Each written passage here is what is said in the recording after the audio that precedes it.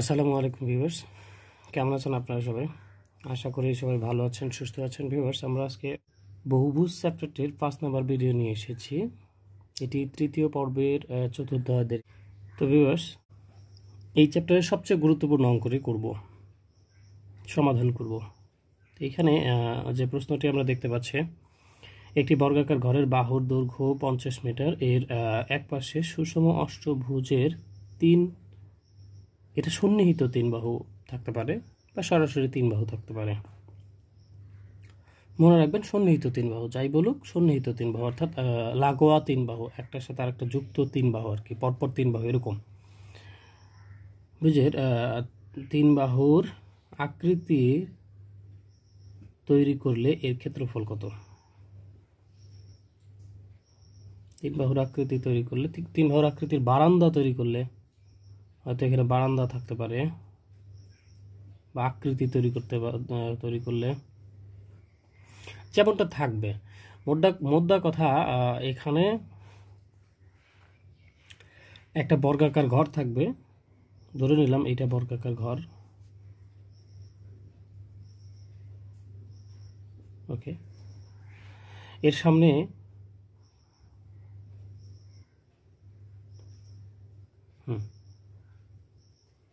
এই তো, এই যে এরকম একটা বারান্দা কল্পনা করা হলো, এটা কিন্তু এর আগে আমরা ঠিক এর আগের ভিডিওতে এরকমই আমরা বারান্দা করেছিলাম, তবে সেখানে স্পষ্ট করে বলা ছিল ষড়ভুজের সন্নিহিত 3 বাহু।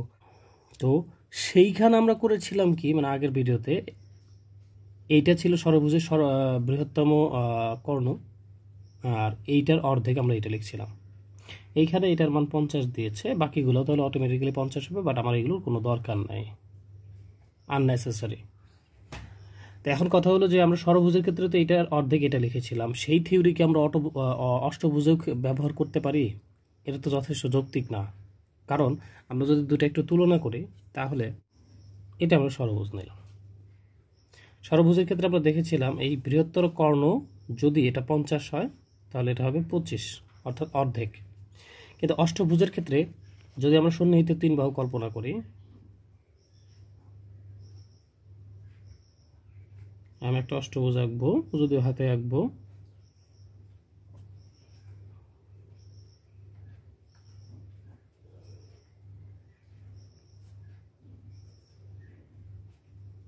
এই তো ধরি এটা হচ্ছে সুষম অষ্টভুজ। অষ্টভুজের সন্নিহিত 3 বাহুর, এই যে এইটা এক বাহু, এটা এক বাহু, এটা এক বাহু, তাহলে সন্নিহিত 3 বাহু এটা। তাহলে এদের প্রান্তবিন্দু যদি আমরা সংযোগ করি, এবার দেখেন এখানে কিন্তু এটা বৃহত্তম কর্ণ না, কারণ এর চাইতেও আরেকটা বড় কর্ণ আছে, এইটা এবং এইটা।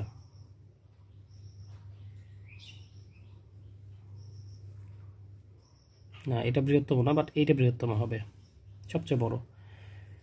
এইটার অর্ধেক এটা হবে, সেই ধরনের কথাও এখানে বলা যাবে না, কারণ এই ধরনের কোনো উপপাদ্য নেই বা কোনো সূত্র নেই। কিন্তু এইটার ক্ষেত্রেও একটা ক্লু রয়েছে, একটা বিষয় রয়েছে, একটা বিশেষত্ব রয়েছে। সেটা হলো, আমরা যদি অষ্টভুজের সন্নিহিত 3 বাহুর প্রান্তগুলো যোগ করি, তাহলে যে কর্ণ তৈরি হয়, এই কর্ণের ওপর এই যে যে দুইটা শীর্ষ রয়েছে, এই শীর্ষ থেকে এই কর্ণের ওপর যদি লম্ব টানা যায়, আমি হাতে গেছি তাই কম বেশি হচ্ছে, এইটা থেকে এর উপর যদি লম্ব টানা যায়, আচ্ছা, তাহলে কি ঘটনা ঘটবে? সেটা হচ্ছে এইটা যতটুকু এইটাও ততটুকু, অর্থাৎ এটা যদি এ হয় এটাও এ হবে। আর যদি আমরা সন্নিহিত সুষম বাহু এ ধরি, তাহলে এইটা এ হলে এইটা কিন্তু এ হবে না, কারণ আমরা তো লম্ব এঁকেছি। ভালো করে খেয়াল করেন, আমরা কিন্তু লম্ব এঁকেছি। যেহেতু লম্ব এঁকেছি, সেহেতু এইটা লম্ব, এটা ভূমি। লম্ব আর ভূমি কোনোদিনও অতিভুজের সমান হতে পারে না। এটা যদি এ হয়, তাহলে এটা ধরে নিই আমরা এইচ, তাহলে এটা এইচ।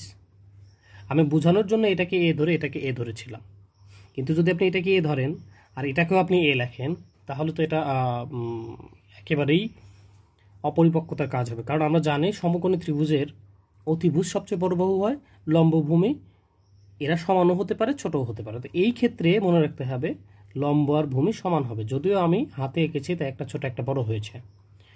তারপরও মোটামুটি মনে হচ্ছে না এটা পরস্পর সমান মোটামুটি। তো খেয়াল রাখবেন, তাহলে অষ্টভুজের সন্নিহিত 3 বাহুর প্রান্ত বিন্দুগুলোকে যুক্ত করলে অপর যে কৌণিক বিন্দুগুলো রয়েছে, সেই কৌণিক বিন্দু থেকে ওই যে কর্ণটা তৈরি হয়, সেই কর্ণের উপর লম্ব টানলে এই লম্ব আর এই ভূমি এরা পরস্পর সমান হবে। সেক্ষেত্রে এটাও, এই যে এটা এইচ হলে এটাও এইচ হবে, কারণ দেখাই যাচ্ছে এটা একটা বর্গ হয়েছে বা আয়ত হয়েছে। এটা এইচ হলে এটাও এইচ হবে, এবং এইটা এইচ হলে এটাও এইচ হবে। সিম্পল। এই যে তত্ত্বটা, এইটাই আমরা ওখানে ব্যবহার করব। আমরা ষড়ভুজের ক্ষেত্রে ব্যবহার করেছিলাম বৃহত্তম কর্ণের অর্ধেক বাহুটা, সিম্পল হয়ে গিয়েছিল। আর এইখানে আমাদের ইউজ করতে হবে যে সমকোণী সমদ্বিবাহু কোণ উৎপন্ন করে। এখানে অবশ্যই কোণটা সমকোণী হয়, ত্রিভুজটা সমকোণী হয়, এবং এর লম্ব আর ভূমি পরস্পর সমান হয়, অর্থাৎ এটাকে আমরা বলতেই পারি সমকোণী এবং সমদ্বিবাহু ত্রিভুজ উৎপন্ন করে। এটা খেয়াল রাখতে হবে। একইভাবে এটা যদি আমি নেই, এভাবে যে কোনো দিক থেকে নেন না কেন, এই যে দেখেন এইটা আর এটা পরস্পর সমান হবে, এইটার থেকে যদি নেই এইটা আর এটা পরস্পর সমান হবে। এইখানে এই যে এই চিত্রটা সবচেয়ে সুন্দর হয়েছে। আপনি মোটামুটি যখন আঁকবেন তখন একটু সুন্দর করার চেষ্টা করবেন, তবে মনে রাখবেন এগুলো পুঙ্খানুপুঙ্খভাবে চিত্র দেওয়ার দরকার নেই। হ্যাঁ, এটাই যথেষ্ট। আপনি যদি এইভাবে দেন তবে একটা দেবেন, এটা দেবেন অথবা এইটা দেবেন, বেটার। তো যাই হোক ভিউয়ার্স, দেখি আমরা মূল অঙ্কে ফিরে যাই। তো এটার আমরা নামকরণ করি, ধরি বর্গের বাহু এ বি, তাহলে এটা সি, এটা ডি। আপনি যে কোনোভাবে আপনি এই দিক দিয়ে নামকরণ করতে পারেন, এ বি সি ডি, যে কোনো ওয়েতে নামকরণ করতে পারেন, কোনো সমস্যা নাই। তার আগে আমরা কি করব, ডি থেকে এ বি এর উপর লম্ব নাম দেন। যেহেতু এটা এ বি সি ডি হয়ে গেছে, তাহলে এটা এফ দেন। আর এটা থেকে এটার উপর লম্ব টান, এটার নাম দেওয়া যেতে পারে ই। ওকে, এখন দেখেন এই যে অষ্টভুজের বাহুগুলো দিয়েছে, আমি যদি এটাকে এ ধরি তাহলে অবশ্যই এটা এ হবে, এটাও এ হবে, কোনো সন্দেহ নেই। আর এটা আমরা একটা আয়তক্ষেত্র দেখতে পাচ্ছি, তাহলে এটা যদি এ হয় তাহলে এইটুকু কিন্তু এ, তাই না? অর্থাৎ ইএফ এর মান এ। এখন এত কিছু আমরা এখানে লিখব না, তবে লিখব এখানে এ বি ইকুয়াল 50, মিটার থাকলে মিটার, সেন্টিমিটার থাকলে সেন্টিমিটার, 150 না, সরি 50 ধরি।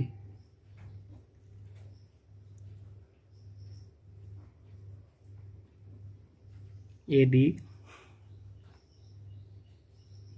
Equal CD equal BC is equal a, আবার এ ইকুয়াল ইএফ, এটাও লেখা যেতে পারে, এবং ইএফ ইকুয়াল এ। সবগুলো একসাথে যুক্ত করে দিতে পারেন, একটু ভিন্ন ভিন্ন করে দিলাম, কোনো সমস্যা নেই, এগুলোতে কোনো বাধা নেই। এখন ভিউয়ার্স, এই যে আমরা এফটি বাহুটা, এটাকে কি ধরবো, আর এইটা ইকুয়াল তো এইটা হয়, তাহলে এটাও কিন্তু আমাদের ধরতে হবে। তাহলে ধরে নেওয়া যাক F D equal H.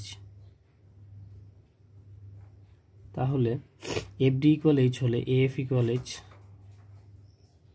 F equal এই যে ইসি, ইসিটা আগে লেখা যেতে পারে, এইচটা আমরা পরে লিখি, ইসি ইকুয়াল এই যে বিএফ, না সরি বিই, এটা ইকুয়াল আমরা ধরে ফেলতে পারি এইচ। যেহেতু এইটাকে এইচ ধরলাম, তাহলে এটা এইচ হয়, এটা এইচ হয়, এটা এইচ হবে, এটা এইচ হলে এটাও এইচ হবে। জাস্ট এই জিনিসগুলো আপনি এখানে সাজিয়ে দিলেন, যতটুকু না দিলেই নয়। এখানে কিন্তু আমি আপনার উপর ঝামেলা চাপাই দিই না, এটা আসবে, আমি কিন্তু একেবারে ন্যূনতম দিয়েছি। আপনিও চেষ্টা করবেন, তবে যদি আপনি বেশি দিতে পারেন তাহলে খুবই ভালো। এখানে আমরা যা যা করেছি সেটা যদি এখানে একটু লিখে দিতে পারেন ভালো, তবে মনে রাখতে হবে আমার কিন্তু মার্ক এখানে, এটা 8 মার্কের প্রশ্ন, মার্ক বেশি। তো যাই হোক, তাহলে বলবেন যে ভাইয়া তাহলে সংক্ষিপ্ত করলেন কেন? আমার তো আরও হিসেব আছে, অনেক হিসেব আছে। এখন আমরা আসলে কি করব? আমরা তো কিছুক্ষণ আগেই দেখলাম এইটা সমদ্বিবাহু সমকোণী ত্রিভুজ, ফলে এখান থেকে আমরা এই এইচ এর মানটা বের করে নিতে পারি, এই এফ এর এফ এর মানটা, যেটাকে আমরা এইচ ধরেছিলাম। দেখি বের হয় কিনা। সমকোণী ত্রিভুজ এডিএফ এ লিখতেই পারি আমরা a square h square plus h square, বা 2h square equal a square, বা h square equal a square by 2, বা h ইকুয়াল root a square by 2 is equal a by root 2। এখানে আমরা স্কোয়ার পক্ষান্তর করার সাথে প্লাস মাইনাস নিয়ে নিই, এর কারণ হচ্ছে এইগুলো তো দৈর্ঘ্য। ওকে, এই এইচটাই কিন্তু দেখেন ভিউয়ার্স এইটুকু, এইটা যদি a রুট 2 হয় তাহলে এইটা a রুট 2, এইটা a রুট 2 হলে এইটা a রুট 2, এইটা a রুট 2 হলে এইটাও a রুট 2। ফলে আমরা লিখতে পারি অতএব AF equal BE equal A by root 2। এই দুটো আমি কেন নিলাম, মানে আপনার মনে হতে পারে যে ভাইয়া আপনি এইটা আর এইটা নিলেন, এই দুটার কথা বললেন না। এই দুটার কথা তো আমার এইচ এর মান এখানে বের হয়েছে, আমার এইচ এর দরকার আছে পরবর্তীতে, সরি আমার এই এইচ এর দরকার আছে, এইচ এর মান তো আমার এ বাই রুট 2 বের হয়েই রইল। হ্যাঁ, এটা নিয়ে আমার কোনো সমস্যা নেই, কিন্তু আমি এই দুটা কেন জোর করে নিলাম যে এটাই স্পষ্ট করে এখানে বলতে চেষ্টা করলাম কেন যে AF equal BE equal a by root 2, এটা কেন চেষ্টা করলাম। আসলে আমি কি করব দেখেন, এখানে একটা শর্ত গঠন করব, সেটা হচ্ছে আমি এখন লিখবো যে শর্ত মতে এই AF যোগ এই যে EF যোগ এই যে BF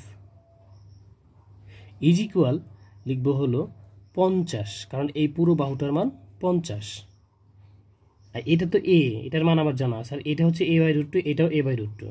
আমার কিন্তু এই বাহুটা এসেছে a বাই রুট 2, এটাও কিন্তু এসেছে a বাই রুট 2, আর এটা তো আমি শুরুতেই a লিখে রাখছি, যখনই আমরা এটা লম্ব এঁকেছিলাম তখন কিন্তু এটা a লিখে রাখছি। তাহলে লেখা যায় শর্ত মতে, আচ্ছা চিত্রটা আসলে দরকার আছে, আমি এখানে ছোট করে বক্স করে দিচ্ছি, কিপটা আমি না, চিত্র দেখে করতে পারলে ভালো হয়। তাহলে আমরা লিখতে পারি এইটা হচ্ছে a বাই রুট 2, শর্ত মতে a by root 2 plus a plus a by root 2 is equal লেখা যায় 50। তাহলে এখানে রুট 2 কম লসাগু নেওয়া লাগবে, রুট 2 কাটা থাকলো a প্লাস এখানে থাকলো a রুট 2 প্লাস এইখানে রইল হলো a, কারণ রুট 2 কাটা ইকুয়াল 50। অতএব এখানে আমরা দেখতে পাচ্ছি 2a plus a root 2 equal 50 root 2, এই রুট 2 আমরা পক্ষান্তর করে দিলাম। আমরা যদি আরেকটু হিসেব করি তাহলে দাঁড়াচ্ছে এখানে a কমন যায়, তাহলে a যদি আমরা কমন নেই তাহলে 2 প্লাস রুট 2 ইকুয়াল 50 রুট 2, এই 2 প্লাস রুট 2 পক্ষান্তর করা যাক, তাহলে a ইকুয়াল হচ্ছে আপনার 50 root 2 divided by 2 plus root 2। এটা আপনি ক্যালকুলেটরে চেপে দেবেন। এখানে মনে রাখবেন এখানে যেহেতু প্লাস মাইনাস রয়েছে নিচে, তাহলে এখানে ব্র্যাকেট ইউজ করা বেটার। সেই ক্ষেত্রে আমি ক্যালকুলেটরের মানটা তুলছি, দেখি 50 রুট 2, 50 রুট 2 ভাগ, এখানে ব্র্যাকেট ইউজ করব কারণ নিচে প্লাস রয়েছে, ইনটু থাকলে সরাসরি করা যায়, নিচে 2 প্লাস রুট 2 রয়েছে, 2 plus root 2 bracket close equal 20.71 এসেছে, বা হ্যাঁ 20.71, এটা মিটারে আসবে অবশ্যই কারণ অঙ্কটা আমাদের মিটার এককে দিয়েছিল। সুতরাং আমরা এই যে এর মান দেখেন ভিউয়ার্স, এটা হয়তো একটু হিবিজিবি লাগছে, বাট আমার চিত্র ছাড়া এটা করাটা একটু টাফ ছিল, এই জন্যই আমি এখানে বক্স করে ছোট করে দিলাম। আপনারা অবশ্যই সুন্দর করে নিচে নিচে করবেন, এই জিনিসটা অবশ্যই নিচে দেবেন, এই জিনিসটা তার নিচে দেবেন। এখন আসেন আমরা আসলে কি বের করলাম, আমরা বের করলাম কিন্তু এই যে এর মান। এখন আমার কাছে চেয়েছে এই ট্রাপিজিয়ামটার ক্ষেত্রফল, প্রশ্নটা বড় তাই একটু ভিডিওটা বড় হবে ভিউয়ার্স, একটু ধৈর্য ধরে দেখবেন অবশ্যই। তো এটা একটা এটার ক্ষেত্রফল বের করতে বলছে। দেখেন ভিউয়ার্স, আমরা কিন্তু তৃতীয় অধ্যায়ে এই ধরনের চিত্রকে ট্রাপিজিয়াম বলেছিলাম, এবং সেক্ষেত্রে ট্রাপিজিয়ামের ক্ষেত্রফল বের করার জন্য আপনি যদি ট্রাপিজিয়ামের ভিডিও দেখে আসেন তাহলে খুবই ভালো হয়। আর না দেখলে আমি বলে দিচ্ছি, ট্রাপিজিয়ামের ক্ষেত্রফল হচ্ছে হাফ গুণন এই বাহু যোগ এই বাহু। এই বাহু কিন্তু আমার বের হয়েছে, এই বাহুর মান হচ্ছে 20.71। আর একটা জিনিস লাগে, সেটা হচ্ছে এই উচ্চতাটা। হ্যাঁ, উচ্চতাটা কিন্তু আমার এক্স্যাক্টলি বের হয়। হ্যাঁ, উচ্চতাটা ইকুয়াল বের হয়েছে a/√2, বাট এর মান বসাইলে তো একটা সংখ্যা পাবো। তো এইখানে আমি যদি এর মান বসাই তাহলে তো একটা মান পাবো। তা আমি এখন কি করব, যে এটা যদি আমি সমীকরণ চিহ্নিত করে রাখি, যে 1 নংয়ে এর মান বসিয়ে পাই, কিংবা 1 নং হতে পাই, যাই লেখেন না কেন, সেই ক্ষেত্রে আপনি এখানে কিন্তু এইচ এর মানটা বের করে নিয়ে আসতে পারবেন। অতএব এইচ ইকুয়াল 20.71 ডিভাইডেড বাই √2। এটা ক্যালকুলেটরে চেপে দিলে তাহলে দেখেন আমার এখানে অ্যান্সারটা ছিল 20.71, আমি সরাসরি লিখব ডিভাইডেড বাই √2 ইকুয়াল আসছে 14.64। ওকে, তাহলে আমরা লিখতে পারি 14.64। ব্যাস, আমরা কিন্তু এবার উচ্চতাও পেয়েছি। এখন আমরা লিখব ABCD বারান্দার ক্ষেত্রফল। হাফ, একটা হচ্ছে 50 আর একটা হচ্ছে 20.71, কারণ ট্রাপিজিয়ামের ক্ষেত্রফল হচ্ছে হাফ গুণন সমান্তরাল বাহুদের যোগফল। তা সমান্তরাল বাহুর মধ্যে উপরের সমান্তরাল বাহুটা ছিল 50, নিচে আমরা এর মান বের করেছিলাম 20.71, গুণন উচ্চতা বের করেছিলাম আমরা 14.64। জাস্ট মানটা বসায় দিলাম, এবার ক্যালকুলেটরে চেপে দেব। 1/2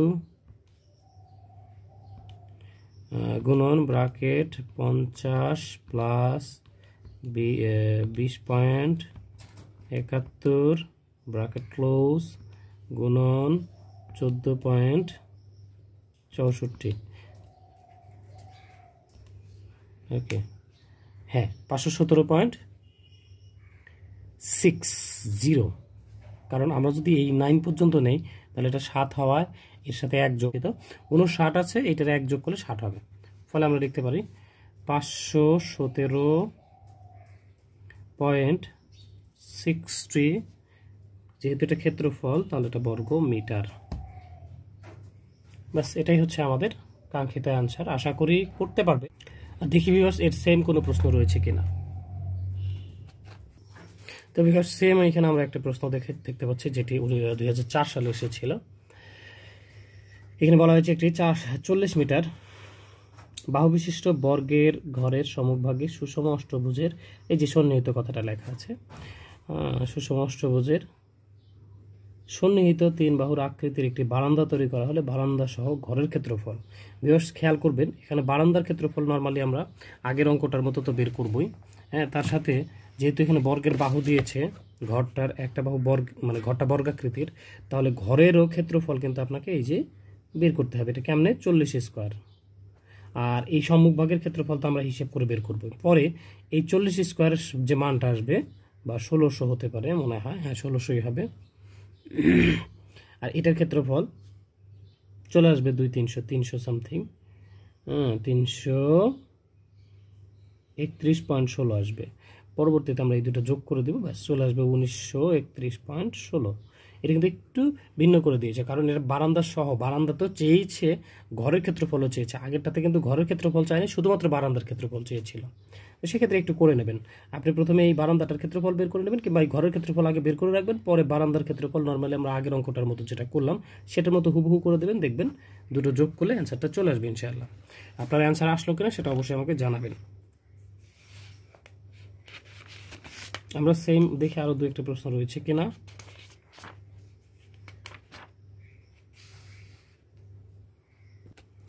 তো ভিউয়ার্স, এখানে আমরা আরেকটি প্রশ্ন দেখতে পাচ্ছি। একটি বর্গাকার ঘরের বাহুর দৈর্ঘ্য 31 মিটার, এর সম্মুখভাগে একটি সুষম অষ্টভুজাকৃতির বারান্দা তৈরি করা হলো। বারান্দার ক্ষেত্রফল, এখানে শুধু বারান্দার ক্ষেত্রফল, এখানে কিন্তু ঘর সহ বারান্দার ক্ষেত্রফল চায়নি, শুধুমাত্র বারান্দার ক্ষেত্রফল চেয়েছে। তো সেই ক্ষেত্রে আমরা যেভাবে করার একেবারে হুবহু আগের অঙ্কটা কপি করব। ভাষা আপনি চাইলে এখান থেকে ভাষা নিতে পারেন, ভাষা লেখার সহযোগিতা নিতে পারেন। এটা একটা উদাহরণের অঙ্ক, এটা শাহানাজ পাবলিকেশনের উদাহরণ 5 পৃষ্ঠা নম্বর 61, নতুন বই। তো প্র্যাকটিস করবেন প্লিজ। প্র্যাকটিস করে আপনার আসলে মিলল কিনা। এই যে উনি 199.03 এরা কিভাবে করেছে সেটা নিয়ে মাথা ব্যথা নেই। আপনি যেভাবে শিখলেন বা আমি যেভাবে বললাম সেভাবে আপনি করার চেষ্টা করবেন এবং দেন মিলল কিনা। যদি মিলে যায় অবশ্যই কমেন্ট করে জানাবেন যে মিলেছে। ভিডিওটা আসলে একটু লং হয়ে গেল, আর এখানে অবাহুল্য কথা কমই বলা হয়েছে, প্রয়োজন ছিল সবগুলো কথারই। সো একটু ধৈর্য ধরে দেখে অঙ্কটা করে নেবেন। আর ভালো থাকবেন, সুস্থ থাকবেন। আল্লাহ হাফেজ।